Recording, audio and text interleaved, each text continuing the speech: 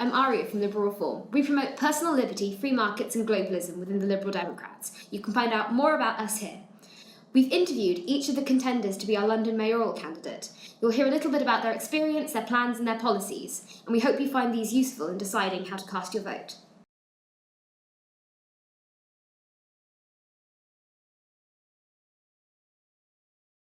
Okay, I joined the, well, let me go when I turned up. I'm a first generation immigrant, and I'll go straight to 1980 when I started in a small hole in the wall in Earl's Court Tube Station, about 70 square feet or 80 square feet.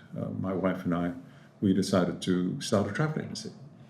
And 24 years later, we were in 12 countries. With 2,000 people working for us, and our sales were $1 billion. So then I went to charity when I sold my company in 2005, early 2005. And then I saw the government, the Lib Dem Tory government, in 2014, were moving to the right to try and get the UKIP vote. And also, they were pretty anti-EU. So I decided to join Nick Clegg's Lib Dems. In the last 4 years, I have been the advisor to the leader on business, elected to the federal board. I have been then elected to be the vice chair of the federal board, and I'm also the deputy treasurer.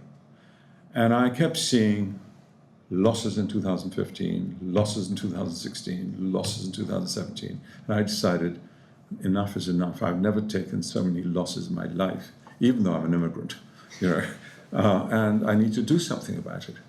So let's look at, I looked at the 2016 mayoral election, and we got one seat in the GLA, Caroline Pidgeon, and we had 5 seats in 2004 when Simon Hughes ran, and we've been going down and down and down. So I thought, hang on, let me do a survey.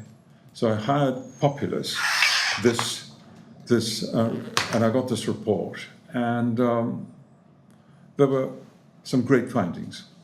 First of all, our policies are superb. Everyone loves them. No one said we don't like them, but we didn't know, we'd never heard of them. So then we said, well, why? And the result came out that actually we hadn't spent on the air war, we hadn't spent on the leafleting war, we hadn't spent enough. And then I looked at the figures for money. Now, in 2016, the Tories and the Labour Party spent £2 million each. Well, we spent between £150,000 and £200,000. So obviously our messages were not being heard because we're being drowned out by these other 2 main parties. And but the conclusion of this report was superb in that if we fund ourselves correctly and the same as the Labour Party and the Tory party, we can knock the Tories off into 3rd place and come 2nd. Not only that, we can get 4+ GLA seats and get the mayorship in the 2024 election. And that was amazing. So I said, right, let me throw my hat in. Just to give you a background. So you talk about money being probably one of the biggest things holding us back. What do you think that you can do to overcome that problem? Okay. Let me also mention 2 other facts before I answer your question directly. The first one is we have been playing in the 3rd division in footballing terms, and we need to get into the Premiership. And we will always get 1 or 2 or 3 seats, which is of no use to man or beast. What we need to do, if we want our policies to be heard, is to win or be there or thereabouts. This is right. The second thing is Vince Cable, our leader, is trying to do a supporters scheme, again widening the base in the same way. So now let me tell you about money. Well, I am the deputy treasurer of the party, so I know that headquarters have got nothing to give us. The Labour Party has the unions to give them the money. The Tory party has big business to give them the money. And we have individuals who give us money, but it's very little. So how do we do this? I mean, I've raised over £100 million for my businesses in the past. And I'm sure that I could raise, whether it's 2 million or 2.5 million, but the same amount that the Tories and Labour Party spend, so that our views can be heard. Other than money, what else can we do to widen the base of people who hear our message? We will certainly double our membership from about 20,000 to 40,000. We will be doing a full campaign in all 649 wards and 32 boroughs. And that we can only do if we have resources. So you talk about beating the Tories into second place. What are the main messages that we can give to Tory supporters that would make them want to come over to the Lib Dem side? I think the Tories, the softer vote that we can take over from our survey is from Labour. Labour might have 53%, but with a few, I mean, on Brexit, they have been really weak till recently, when Sadiq Khan came out with, okay, I want a people's vote. But what he was really interested in was to try and take over the leadership of his party, the Labour Party, and his personal ambition had stopped him from doing anything. As you know, Corbyn is a Brexiteer. So we can really attack him with that. And I went to Mayor's Question Time the other day, and the housing policy and the crime policy and everything, all the questions were attributable to Brexit. Because of Brexit, can we do this? Can we do that? Because of Brexit, can we do housing? So Brexit is quite important that we should hit. So that was the Labour side.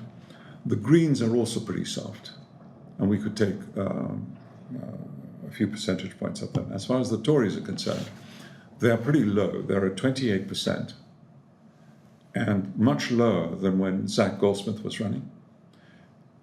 But they have the Brexit vote with them. So we could take about 4.5 percentage points from them. And then going into the election, what do you think the Lib Dems' main messages should be? Well, it depends on at the time and what's going on and where Brexit is and other things.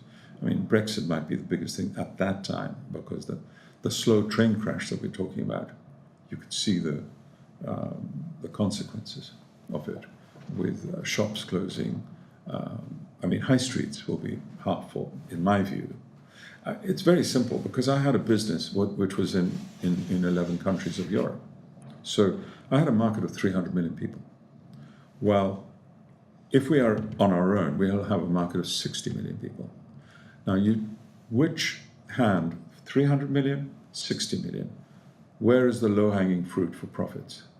Obviously the 300 million, you know. We're reducing a 500 million market now to 60, which is, I mean, as a businessman, that's wrong. And most of our taxes are paid for by businesses, either through PAYE or through national insurance or through taxes, etc. The Prime Minister's salary, MP salaries are all paid by businesses. We're basically tying our own hands because we can't serve 500 million people. I mean, Chequers, it's galling really. Chequers is for goods only, which is 20% of our economy. 80% of our economy is services. I cannot, yes, they do talk about 7 billion people outside. You try and do a deal with other countries. The minimum amount of time is 8 years to do a deal with anyone. Anyway, sorry, it's a hobby horse. I mean, it is probably the most important issue facing the country. In generations. Yeah. Do you think we should have a people's vote then? Sorry. Absolutely. We should, because we agreed to give the European Union £39 billion. Right?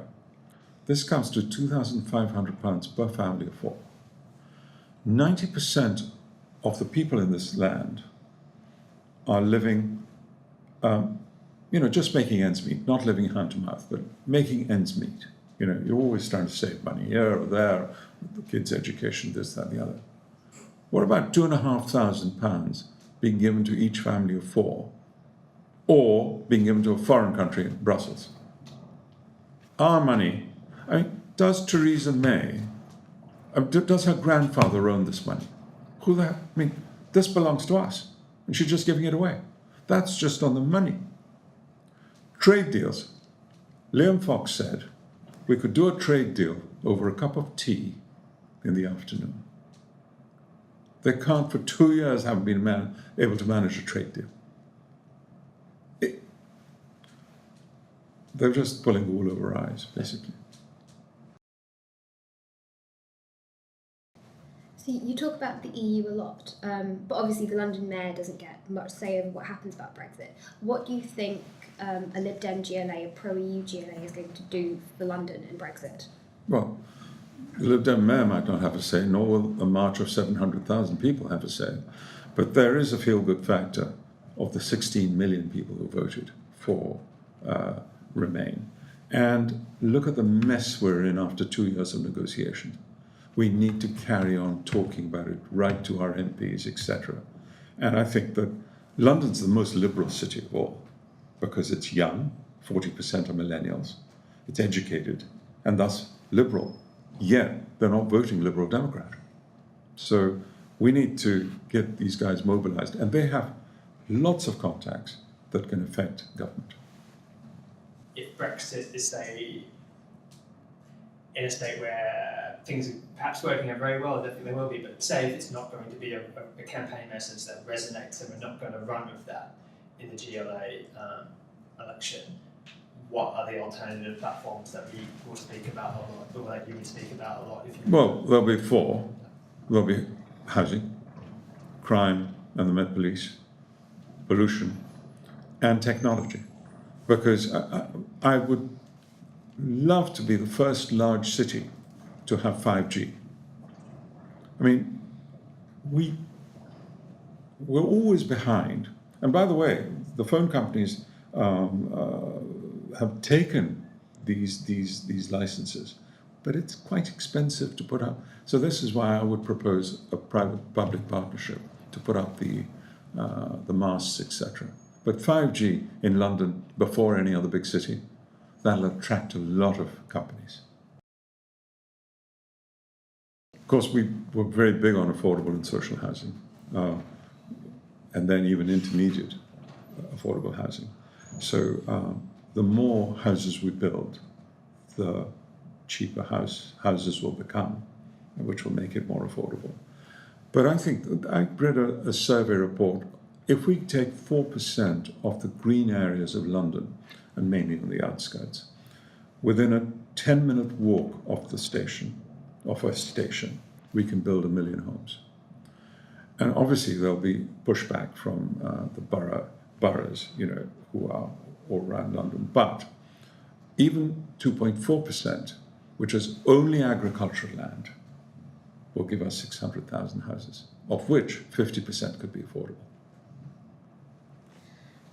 And for homelessness and rough sleeping specifically, what do you think the useful policies to attack that would be? Well, rough sleeping, or homelessness basically, went up by 15% in 2017 to 7,500 people. So that's a lot. And we spend more money in trying to sort these guys out than if the causes were nipped in the bud. One of the things, of course, is that the Vagrancy Act says that anyone who's homeless or sleeping rough will, it's a criminal offense to do so. So they can go to prison. That should be taken out. Other things as to what's happening, one night only. If you're sleeping rough one night, you can't sleep the second night, and make sure that they get back to wherever they have to. But I'm not sure if this is a Lib Dem policy, but I would ban all diesel inside the M25. I would also, there are certain areas where nitrogen oxide molecules are way above the limit, and we would have trolley bus services rather than normal buses, that we would really jack up the prices of people coming in those places. I mean, there are so many things we can do, but I mean, Heathrow, for example, we've got a zone, a low emission zone there straight away. Anyway, we've got all those planes, but can you imagine all the cars going in and out? It was Lib Dem policy at the last election to pedestrianise Oxford Street, which is the worst polluted road in Europe, I think. Would you still want to do that? I'd love to do that, but Westminster Council won't allow it. I mean, we've always wanted to do that because there's so many people there. It's a wonder that people don't get killed. But going on to a pedestrian, I would like to pedestrianise 10% of Zone 1.